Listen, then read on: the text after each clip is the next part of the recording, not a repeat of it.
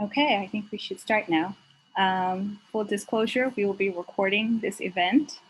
I would like to welcome all the participants. First, I'd like to thank Mr. Warren Evans for being here. Thank you also to the Asian Studies Program, the Berkeley Center for Religion, Peace and World Affairs, the Global Human Development Program, and the Master of Science in Foreign Service Program for making this conversation a possibility. This conversation is part of the joint series, speaker series of the Asian Development Bank, North America Representative Office, and Georgetown Walsh School of Foreign Service, led by the Global Human Development Program. Thank you again to the North American Representative Office for making this a possibility as well. So a quick breakdown of how this conversation will go. We will have a brief introduction of Mr. Evans by Samara, and then Mr. Evans will present with the aid of a slide deck for about 20 minutes. Please save any questions that you come up with for the end of the presentation. We will use the rest of the time for Q&A. You can use the raise hand function, or if you'd like, feel free to write the question directly in the chat to Samara or me. I will now hand it over to Samara to introduce Mr. Evans. Thank you, Tracy. So as the ADB Special Project Facilitator, Mr. Evans is responsible for providing neutral facilitation of problem solving of complaints from people affected by ADB-assisted projects, including Indigenous people and vulnerable households and communities. Mr. Evans took on this role in September 2017. He has 40 years of professional practice specializing in environment, climate change, and sustainable development. His experience with multilateral development banks includes 15 years at ADB, where he led the Safeguard compliance system, as well as formulating and obtaining approval of several environmental investment programs, and 10 years at the World Bank, where as Environment Director and Senior Advisor on Sustainable Development, he led the development of the $8 billion Climate Investment Fund's carbon finance operations and large-scale natural resource management and biodiversity conservation initiatives. Mr. Evans' presentation today will cover the main sources of complaints, the roles of NGOs and CSOs, the challenges of consultation and participation with project-affected people, and an example of successful facilitation of conflict resolution. So without further ado, Mr. Evans. Thank you, Samara and Tracy. It's a pleasure to be here. I'm going to, I've got a lot of slides, and I did that on purpose because I thought some of you might want to dig into this a little bit later on, but I'm not going to go into great detail on many of them. I am going to try and focus on, the issues that I think you're more interested in. Can I get the next slide, please? So in ADB, we have an accountability mechanism, and it was initially established in 1995 as an inspection function. The World Bank was first with an inspection function. We were the third multilateral development bank, or MDB, to have one.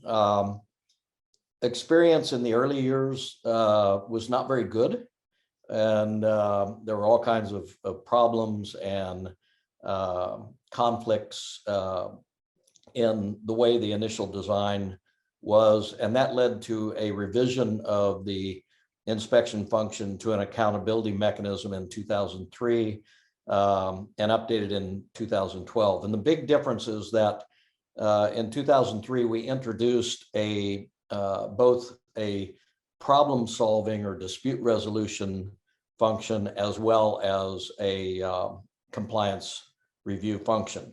And I'm going to talk a little bit about these because we're pretty representative of most of the MDBs. None of us are exactly alike.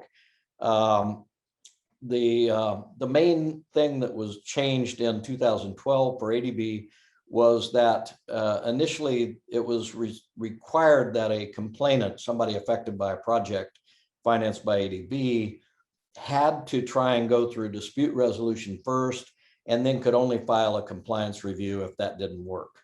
The change in 2012 really changed that around. So it's a choice of a project affected person or people as to whether they want what we do in my office, which is problem solving, facilitation, dispute resolution, or compliance review. Next slide, please. The objective, though, really is to give a voice to people affected by ADB finance projects. Whether it has to do with resolving issues, dispute resolution, or ensuring compliance by ADB with ADB's policies. The real objective of this is to make sure there is a voice for people affected by ADB projects. And one thing I want to emphasize is that, you know, as hard as we try in the projects that we finance to avoid having adverse impacts on people, our objective is that everybody is at least as well off or better off as a result of that project if they're affected by the project. But as hard as we try, there are people who get adversely affected, particularly on large infrastructure projects. So we need this policy to make sure that they have a voice. That's the objective here. Next slide, please.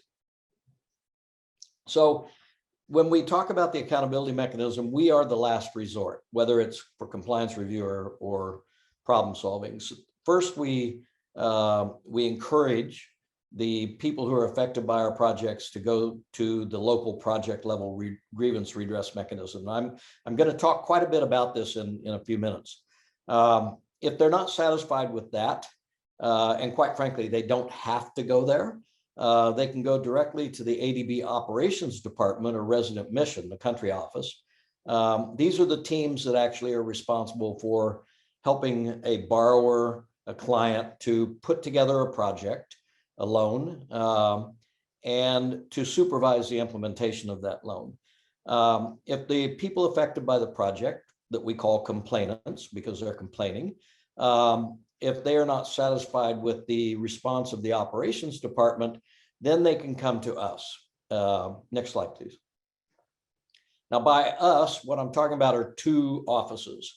The compliance review panel has a small office in ADB with a small team and two part-time panelists. That panel reports to our board of directors. My office, the Office of the Special Project Facilitator, and I report to the president of ADB. This is one area where we're somewhat different than most MDBs. Most MDBs, I would be reporting to the board of directors as well. Quite frankly, I think our model is better, and we can talk about that later. But in any case, when a complaint comes in, we have an independent, neutral complaint receiving officer, not a staff of ADB, but the complaint receiving officer who works for both me and the chair of the compliance review panel. And that person filters out the complaints to make sure they are about an ADB project and to make sure they are admissible as a complaint before they are forwarded to either me or to my counterpart in the compliance review panel. Next slide, please. The compliance review is really a fact-finding body. It investigates alleged non-compliance by ADB, not by our borrowers, not by executing agencies, but by ADB itself with our operational policies and procedures. It mainly focuses on most of these cases are complaints where our safeguard policies, environment and social safeguard policies, may not have been followed. And I'll talk a little bit about history and what we've experienced in a minute. Next slide, please. My role is really very different. I don't look at fault. I don't care whether we've complied with our policies or not. That's not my role. I don't investigate internally. I look at the complaint and try and figure out a way to bring the parties together, the people affected and the executing agency, the borrower, bring them together to figure out a way to come up with a mutual agreement on how to resolve the issues. So it's really an informal, consensus-based approach to listening to those who are affected by our projects, bringing them together with the borrower, the institution agency responsible for implementing the project, and seeing if we can come up with a facilitated agreement, a mediated agreement on how to resolve the issues. Next slide, please.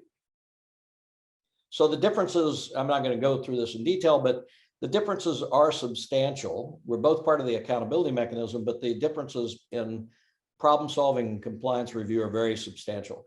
Compliance review is a very legalistic process looking internally. It usually takes 2 to 3 years to resolve issues. There's usually some friction internally because when you're looking at whether or not ADB staff are in compliance with ADB policies, you'll get an immediate defensive knee-jerk reaction. It's very understandable. Nobody likes to be accused of being out of compliance. But it's a formal process with fact-finding and investigations to determine if we're out of compliance. And if we are, as an institution, what do we do to come back into compliance and to correct whatever problems were generated by being out of compliance? So they're still looking at how you help the project affected people to improve their well-being, to their livelihoods, or improve the environmental situation, reduce the environmental impacts, and so on. Whereas, again, we look at the case whether it has to do with ADB policy or not. ADB may be fully compliant with its policy, but we still have projects that cause impacts on people that were not anticipated. So our objective is to try and figure out how to correct that situation. Next slide, please. This just shows, this is a graphic of the number of complaints we have. And there are a couple of things to point out here. First off, the complainant has the option of compliance review or problem solving. So you can see that most complainants do ask for problem solving. They don't really, most of them really don't care about whether ADB is compliant. They just want their problem solved, which is very understandable. There's also been a dramatic increase over the last few years in the number of complaints. And the reason for this is that I think the main reason, there are a few reasons, but the main reason is that after the last financial crisis, ADB and other MDBs really scaled up investments in infrastructure. Infrastructure investments tend to have more land acquisition, more environmental impacts.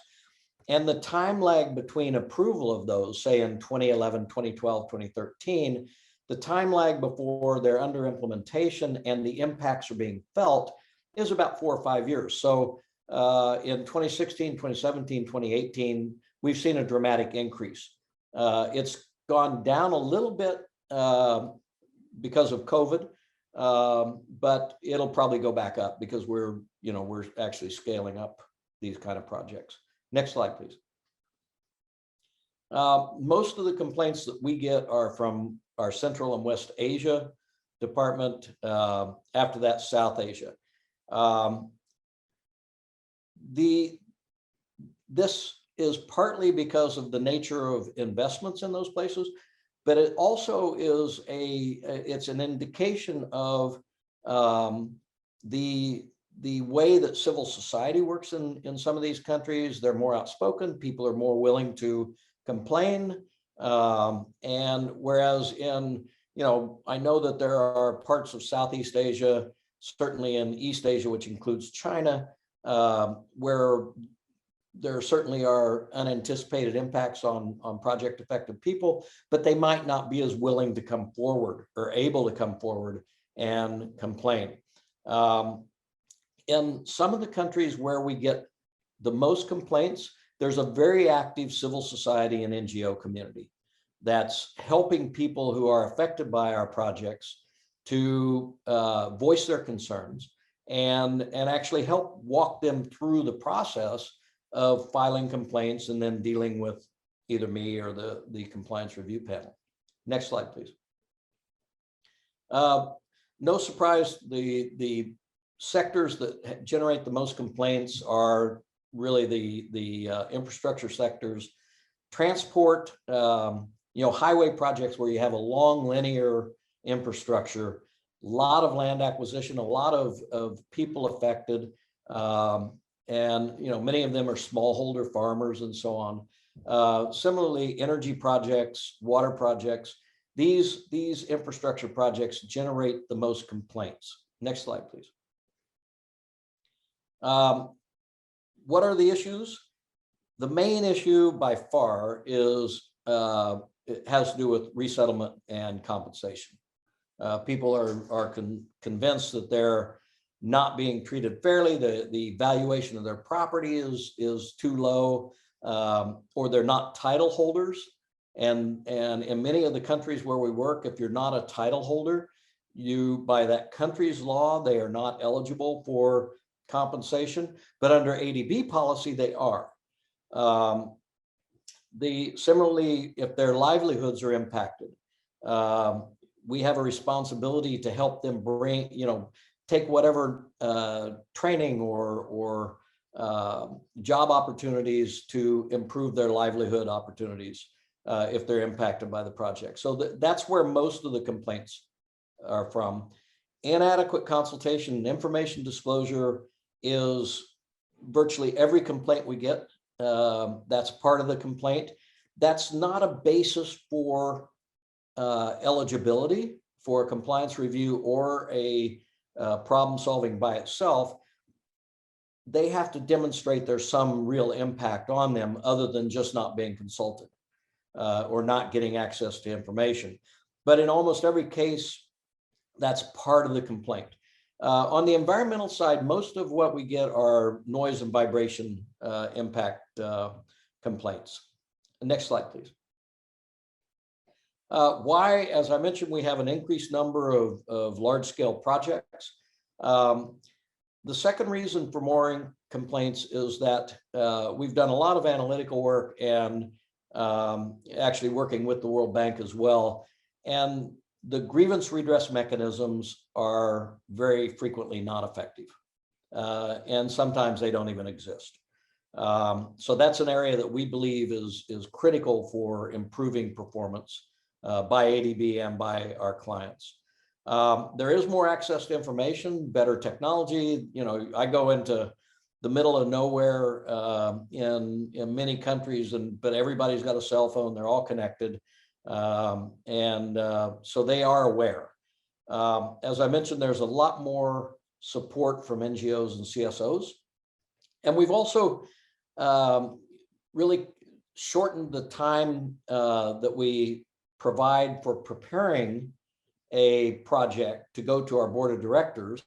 And that means more decisions are being taken after board approval on technologies, on locations, and that lack of awareness or lack of knowing exactly what's going to be done where generates more uncertainty and more problems, because your environmental impact assessment, your social impact assessment that's done prior to our board approval will not really cover all the details of the project. Next slide, please. I'm going to give a couple of examples of cases that we've had in my office in the last couple of years. I'm not going to go into great detail on these. There are case studies that you can access online.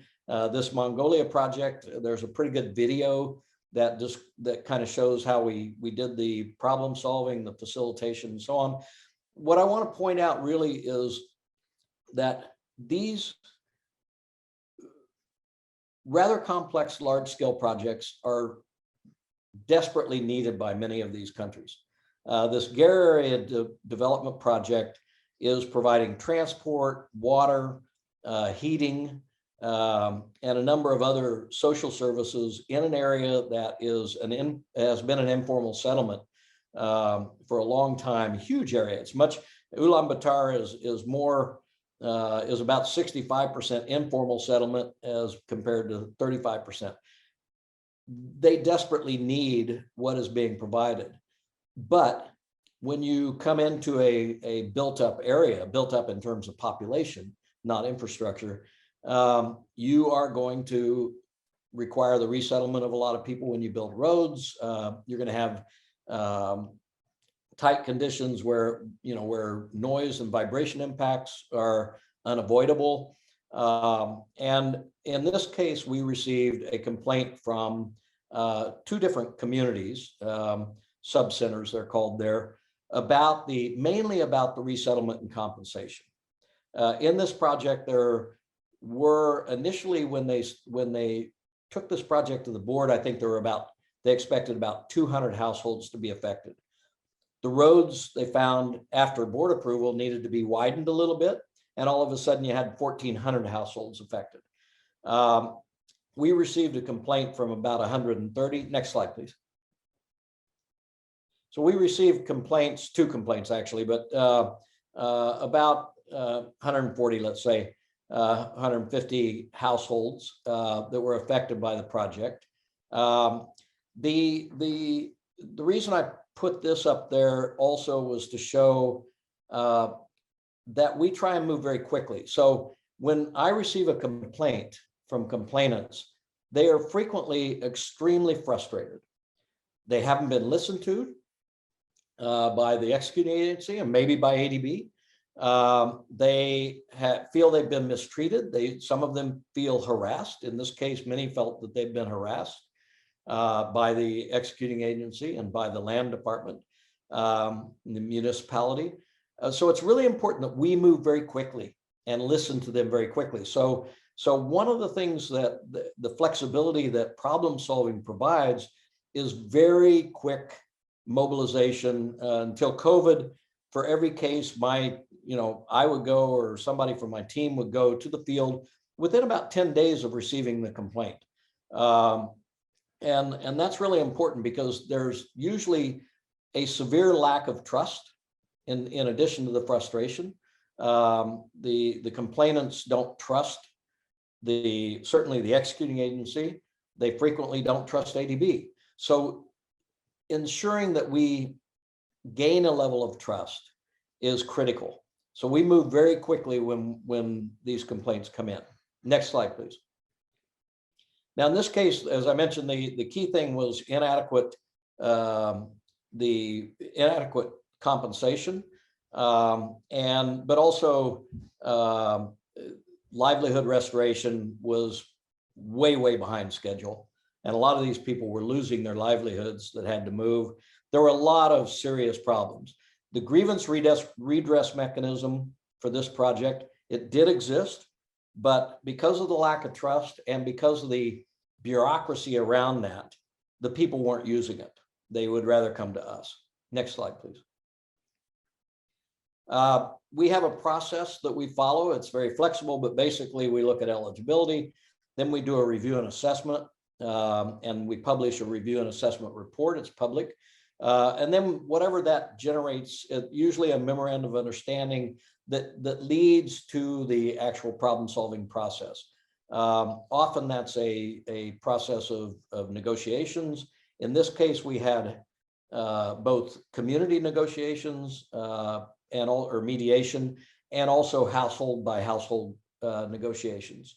And then once we reach an agreement, then we monitor the implementation of that agreement very closely. And when everybody's happy, or as happy as they're going to get, we close the case.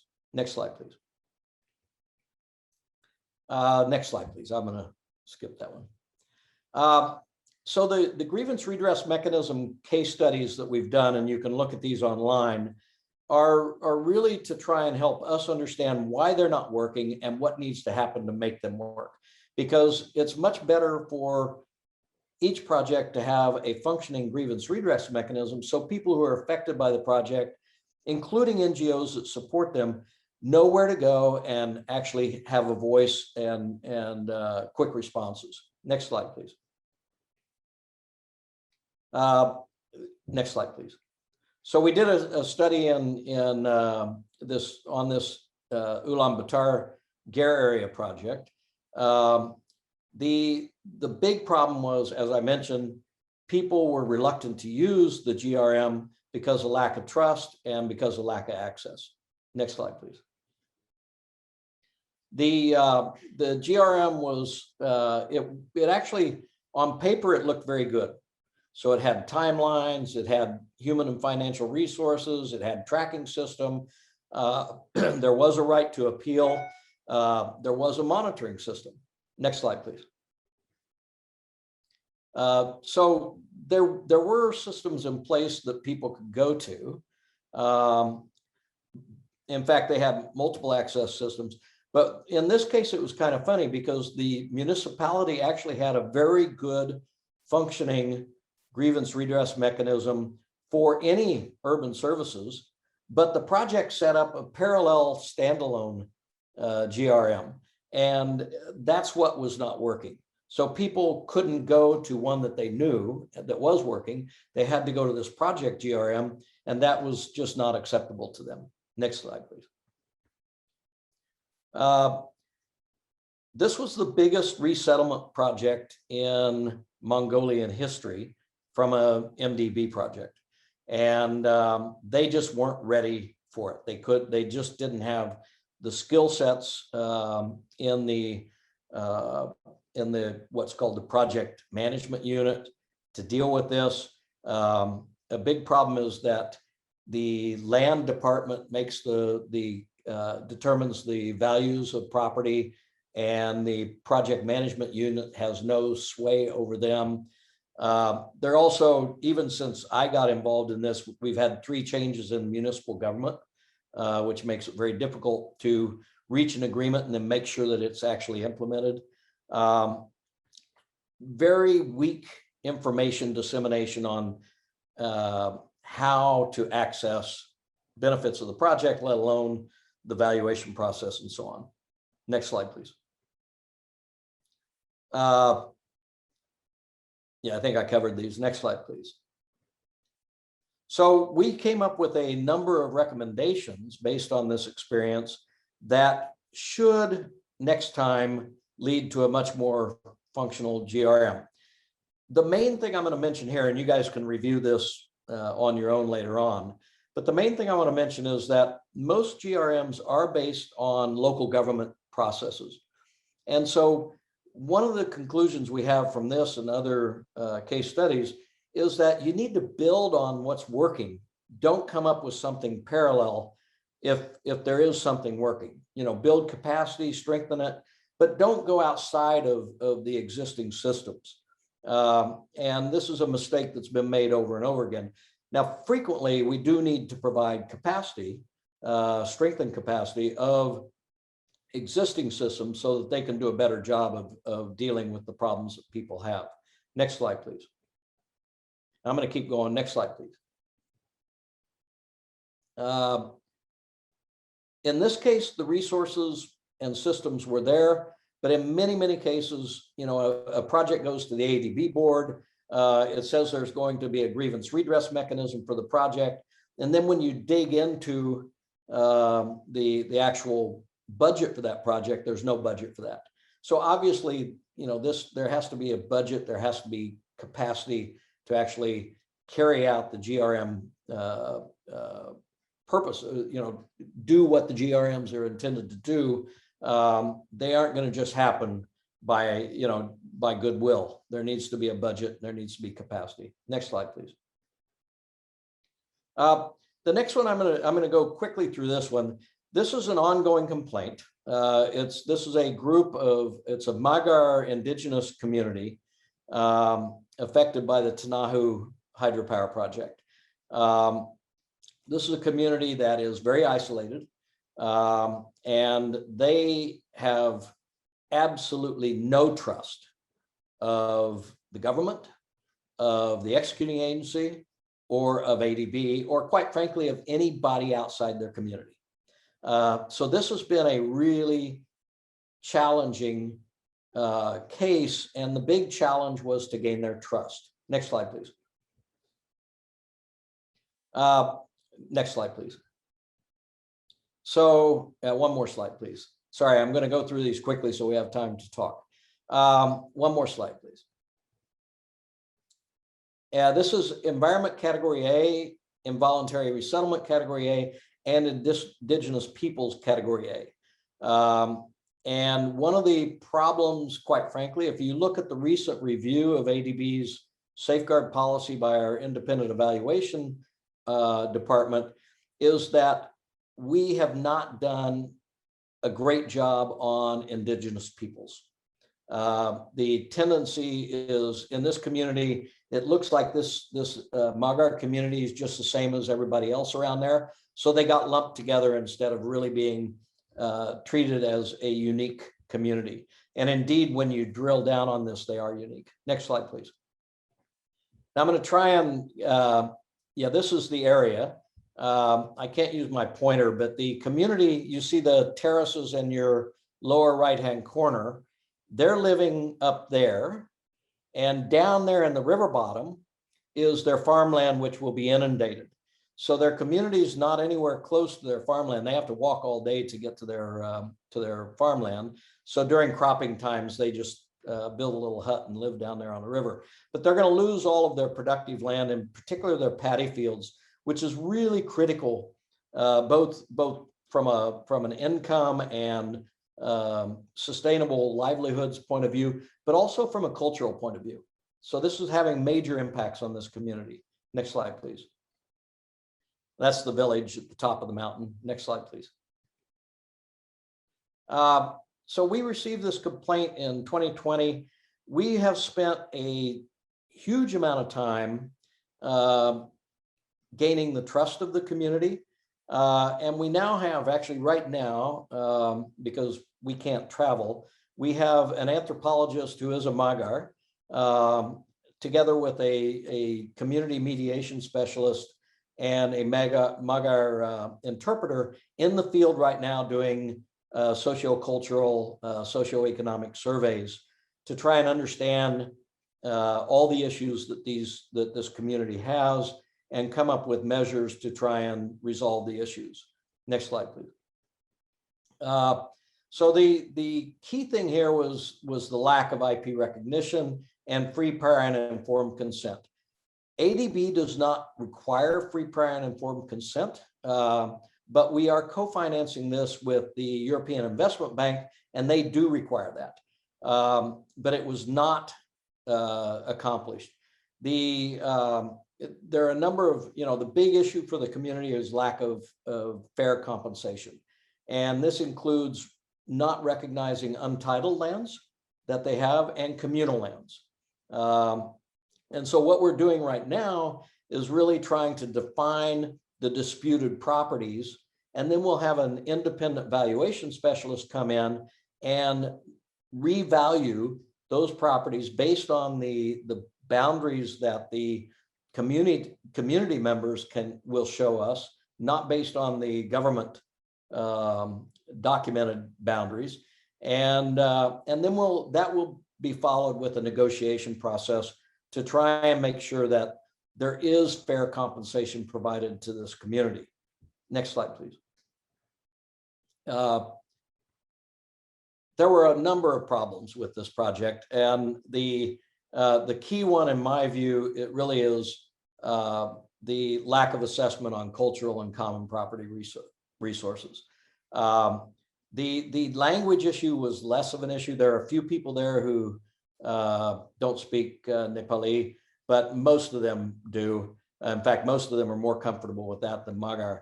But there were a number of other issues in this community. Next slide, please. By the way, they are very well organized. They're being supported by 3 different NGOs, 2 in Nepal and 1 international NGO. So they are getting a lot of support. We're in the stakeholder consultations now. And as I mentioned, the next step will be this valuation process. Next slide, please. Yeah, keep going, please. So the other one back. An interesting thing was that for a typical, if I walk out there and I see this picture on the right, I have no idea how important that is from a religious point of view. The picture on the left is a fairly conventional Hindu temple up on the mountain, but on the right is actually a Magar, very important Magar religious site. But nobody picked that up during the assessments because they ignored the differences between these communities, the indigenous communities and the other communities. Next slide, please. Next slide, please.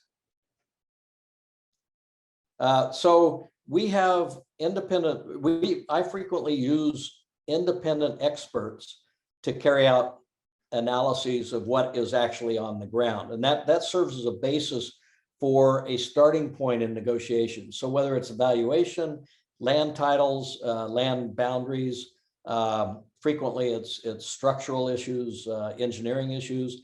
Often it's legal issues. We have a lot of lawyers that work on these projects, but we really try and identify where the differences are between the complainant and the executing agency. The complainant claims this, the executing agency claims that. We try and figure out what's real, what is to the extent that we can, and that serves as a basis for us to start negotiations. Next slide, please. So now the socioeconomic cultural survey is ongoing. Once this valuation gets done, then we'll be able to come up with an umbrella framework to be agreed upon by the different parties on what's to be done next. And most likely that'll be case-by-case household negotiations, community negotiations, and that will generate our implementation plan. Next slide, please. So these are some of the publications that we have. We try and capture as many lessons as we can. Our bread and butter is actually dispute resolution, but we also have a responsibility to learn lessons and generate knowledge products that can be used by our staff, other MDBs, as well as executing agencies and NGOs. We provide a lot of training, particularly internally, on these issues, and so this just gives you a snapshot of some of the products we have. And I think that's the last slide. There might be a thank you slide or something. These are some of the case studies. Yeah. So thank you very much, and I'm happy to try and answer any questions. And I also mentioned at the beginning of this, for those of you who you know, or if you're in grad school or whatever, I often am asked about working in an institution like ADB. I know you've got at Georgetown, you've got a bunch of graduates of the World Bank there, my colleagues that from my World Bank days. So you have people you can talk to, but I'm happy to give you my views as well. Thank you very much.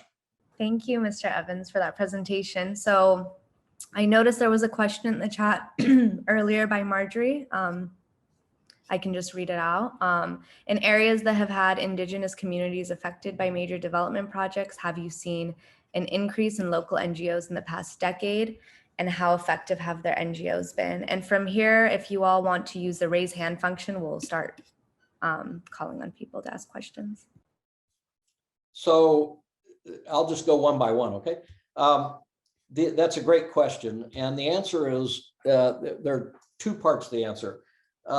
When I first started doing work in this area, there were a number of international NGOs, mostly US, Australia, European, that were advocates for people affected by projects, and actually more of them advocates for protecting the environment. So we're talking a long time ago, before you guys were born. Over the last 20 years, there's been a very, very positive development in the sense that most of the NGOs that we deal with are national or local or community-based organizations. So they don't have a,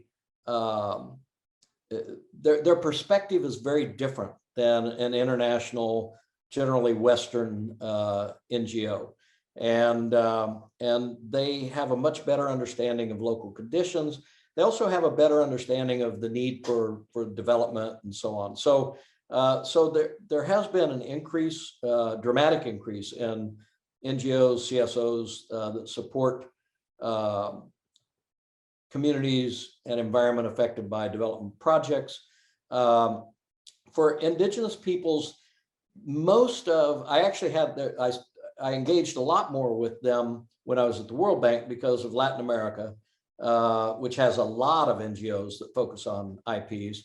In Asia, there aren't that many. But in countries like Nepal, where you have a large number of IPs, and in Philippines, we have a number of IPs and NGOs that focus on that.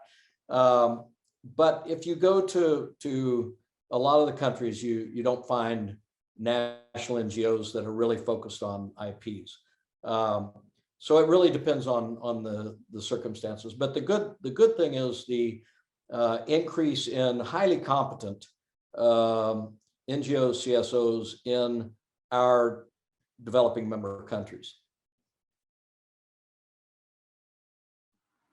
Thank you for that answer, Mr. Evans. I think we have Nick and then Father Wagner. You can go after. Thanks, Tracy, and thank you, Mr. Evans, for the presentation. It's very thought-provoking. One thing that I keep coming back to, like thinking about when you're presenting, is this idea of building trust. We didn't build enough trust. There were issues with complainants talking about a lack of information and consultation. I think from my take on it is that some of these accountability mechanisms maybe lack specific ways to build that trust on the front end to prevent these types of issues. So I guess my question is, what are some strategies that ADB or other MDBs could implement to build trust on that front end? Okay, well, first off, it's not our role to build the trust on the front end. It is important to do that. It is the role of it's our role as an institution, development finance institution, to push our clients to have transparency, to have good information disclosure, to have fair representation for people affected by projects, all the things that build trust, right? And one thing you should remember is that the complaints that come to me or to the compliance review, it's a very small percentage of the projects that we finance. It's quite small. So in most cases, you actually find that there is a reasonable level of trust. It's the cases where you don't have that, where you don't have communications, and the system breaks. That's when, and we tend to get pulled in when the system's broken. But in most cases, there is a reasonable level of trust. I think that we could do a lot better, and certainly over time we've improved. But there's always room for more improvement. One thing for you guys to remember is that while we're financing these projects, we don't own them and we don't build them. And so if you have a strong local government or a strong executing agency, meaning that they're competent, they're honest, they're looking out for the well-being of the project beneficiaries and people affected by projects, then things go great. When you have an incompetent or sometimes corrupt executing agency, then there's no incentive or there's a disincentive for them to build that kind of trust. And so our job really, where we could improve, is doing a better job of assessing that risk. And I think we're better now, but like I said, there's room for improvement in my view. Yep, I'm wondering about land. So land can be compensated for, maybe dollars or so, but there may also be some other value that's associated with it, especially, in the, I think, most extreme case, if it's part of a religious site. So how do you go about handling those cultural values, those kind of historical issues? On the one hand, yes, you cannot, there's that pragmatic need of moving forward with a project. But on the other hand, there's also a need of being respectful for the kind of history, culture that's present. So how do you balance such really strongly contradictory notions of values? Well, that's a great question and a tough one. The Tanahu case that I was talking about actually has, we have a major issue that was not identified earlier on, that is the burial sites for that community, which are down at the river. And particularly the women, the senior women in the community, their biggest concern, it's not the compensation or anything else, it's what's going to happen to me when I die, and where are they going to put me? And this is, the reality is they are going to lose those sites. They'll be underwater. And by the way, I grew up in a place where the cemetery in my community was under a Corps of Engineers lake, and but it's a different situation. So basically, if this were identified in an early stage, it wouldn't change the project. You wouldn't not do the project because of that, but you would have discussions from day one on what is it we can do to help you find an alternative site, and what are the procedures to do that? What kind of help do you need? And in this case, it's come up very late. So if it were done correctly, it would be recognized early on as a major issue, and there would be a dialogue and an agreement on how to resolve this early on. And then by now they would have probably already started the process of identifying the sites and so on. The other thing is that if they, a lot of times on land, it's not, you pay somebody for the land, and you pay a fair market price, but if they don't have some place to go to buy equal land, then, what good's that do? And even more important, in this case, you've got a really tight, intact community. And so what happens to the community? Those issues can only be dealt with on a land for land basis, where early on you identify what the requirements are, and then you help move the community, help them define the land. Unfortunately, in this case, that didn't happen. And so we're struggling with that right now, because it's, I think everybody wants to see the community stay intact, particularly the community wants that. But they have to have agricultural land. Some of them will get jobs on the project, and so they'll be able to stay there, but not everybody. And so it really is, it's one of the biggest problems we have. So that's a bad answer to a good question. Well, so on the bottom line, you're hoping that by reason, pragmatism, you're addressing the issue, because otherwise, you're losing a burial ground, you're losing land. So how do you go about it? Yep. Okay. Yeah. And if I can say,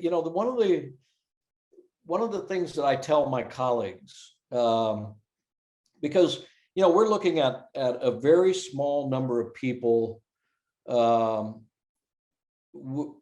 being adversely affected by a project that will benefit a public good that will benefit a huge number of people. And the tendency is to say, well, why should we worry about this is only 10 people or 20 people while we're helping 100,000. And my response is, well, put yourself in the shoes of those people and ask yourself how you would like it. And that actually helps. But most people, they do that for about 5 minutes and then they move on. So empathy is extremely important in these situations. Thank you for that. I think we have two more questions from Mohammed and Natsumi. And I think for the sake of time, that Natsumi, you'll be the last person we call on for questions. So I'm really happy to hear about the accountability mechanisms that are integrated in the way the bank works. But my question has to do with the operationalization of these mechanisms, specifically in how accessible are they? In terms of knowing about them in the first place, how easy it is to file a complaint. Is the process simple? How much does the burden of providing evidence fall on the local communities? Because I believe having these mechanisms are great, right? But given the power differential between usually poor local communities and a multinational development bank is huge. So sometimes they're not well utilized. So what kind of work did you do to encourage local communities to speak up and use these mechanisms? Good question. So there are a couple of things we try and do. One is that we,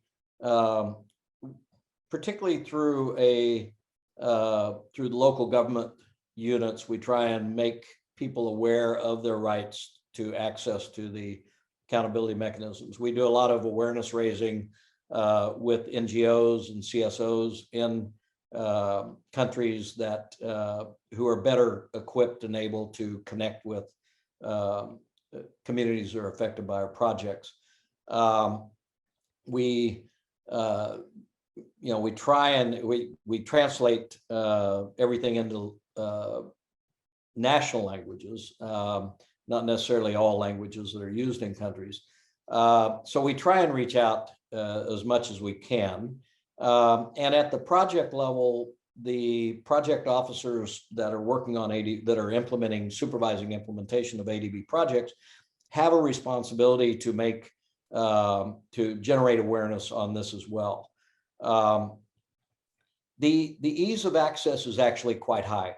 And the burden is very low. So what happens is if somebody feels like they're impacted by an ADB project, they simply file a complaint online or by phone, or even go to an ADB resident mission and complain. It's a very simple form they fill out. And then our complaint receiving officer contacts them, usually through an interpreter, and explains to them the information they need to provide for the complaint receiving officer to be able to judge admissibility. Often they are not ADB finance projects. They think they are, but they aren't. But if they are, then and they meet a very low threshold for admissibility, then I call them if they ask for problem solving, or my team calls them. And we have a discussion to understand what their issues are. And then I have a meeting with the project team to tell them about the complaint and get their views on, the legitimacy, the severity, what's already being done. Often there's already actions being taken. So it's a fairly pragmatic approach to communicating between the project affected people and us. And then once we start, if we find that a community is eligible, the Mongolia case that I mentioned is a good example. We actually, on that, we went in and we gave training to the complainants on how to negotiate. So we actually trained them in negotiation techniques so that they were in as strong a position at the table when they were meeting with the executing agency as the executing agency. So we do whatever we need to build their capacity so that they do have a reasonable opportunity to get fair compensation or whatever it is they're after. Thank you for interesting presentation. It was so interesting because I also engaged in the project including indigenous peoples resettlement. And I have a question about the indigenous resettlement, about compensation and resettlement areas for indigenous people. When I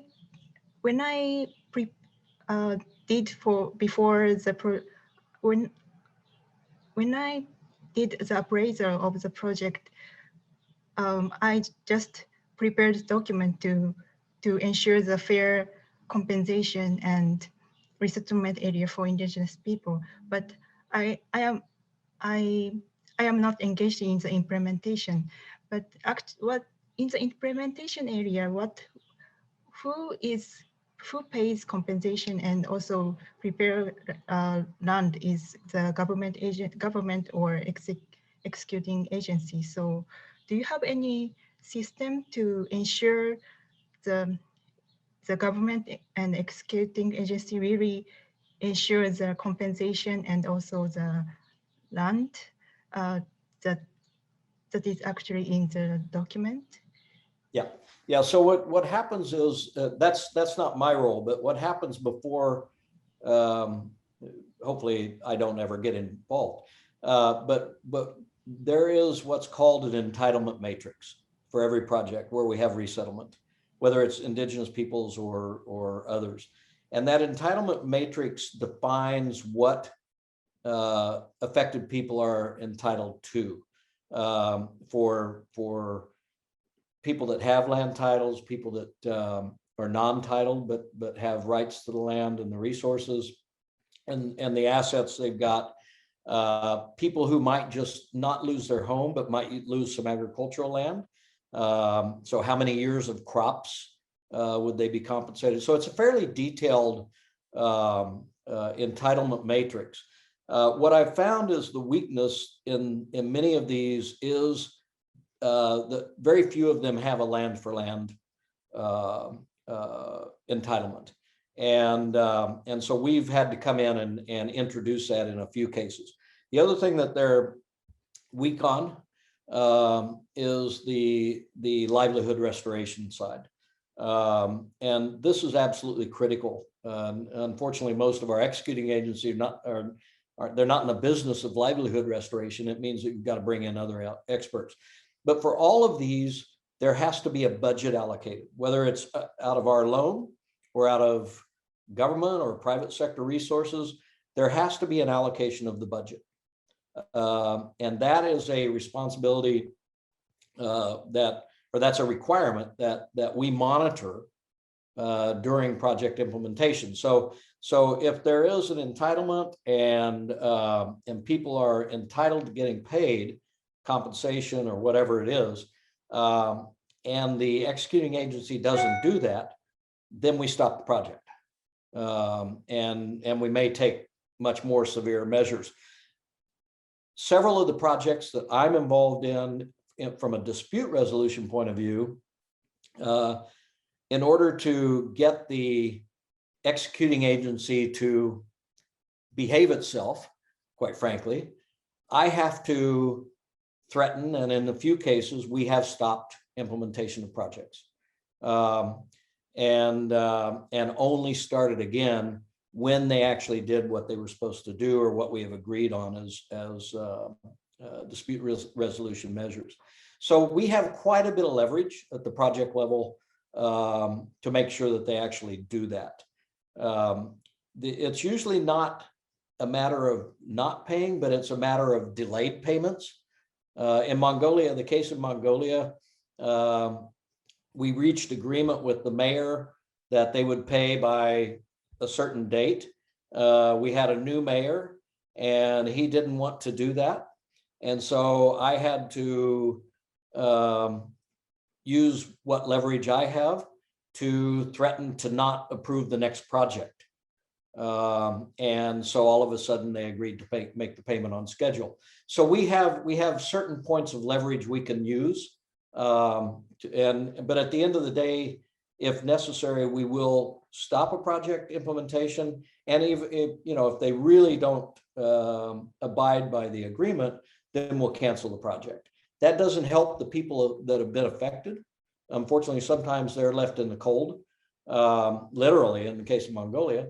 And but there's not a whole lot we can do beyond that, other than our use our partnership with the country to get them to recognize that it's in their interest to actually abide by the agreement. Thank you. I just want to again say thank you so much to Mr. Evans again for your time and insightful presentation, and to the ADB North America Representative Office for helping coordinate. I also want to thank everyone for joining and asking great questions, and a special thanks to our co-hosts and of course Professor Tiongson for organizing. Again, this conversation is going to be recorded and sent out. And I hope you all have a great rest of your day or evening, depending on where you're joining us from. Thank you.